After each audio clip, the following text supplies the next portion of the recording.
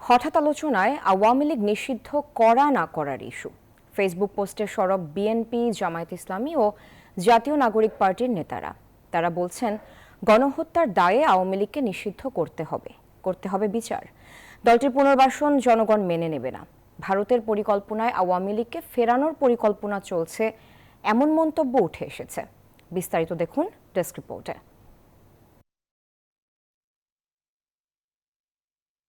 আওয়ামী লীগকে নিষিদ্ধ করা হবে কিনা সেই প্রশ্ন সবার মনে।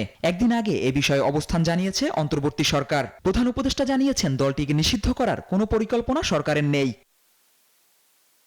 প্রধান উপদেষ্টার এমন বক্তব্যের পর উত্তাপ ছড়িয়েছে রাজনীতির মাঠে। এই ইস্যুতে নতুন করে শুরু হয়েছে আলোচনা। সরকার প্রধানের বক্তব্য প্রত্যাহার ও ক্ষমতাচ্যুত দলটিকে নিষিদ্ধের দাবিতে সরব হয়েছে শিক্ষার্থীরা। উত্তাপ ছড়িয়েছে ফেসবুকেও। একটি বক্তব্য প্রকাশ করেছে বিএনপির মিডিয়া সেল। সেখানে বলা হয়েছে, গণহত্যার দায়ে আওয়ামী লীগকে নিষিদ্ধ করতে হবে। দলটি বাংলাদেশে রাজনীতি করতে পারবে না। গণহত্যা ও মানবতা বিরোধী অপরাধের জন্য তাদের বিচার করতে হবে। আর এই বিচার প্রক্রিয়ার মাধ্যমেই নির্ধারিত হবে আওয়ামী লীগ বাংলাদেশে রাজনীতি করতে পারবে কিনা।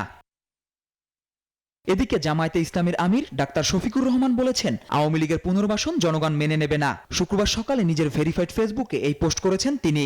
গণহত্যার দায়ে দলটির বিচারও দাবি করেছেন জামায়াত আমির।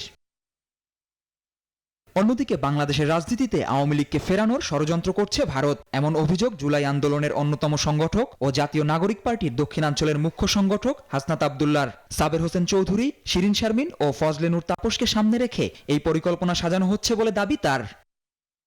Desk report, news 24।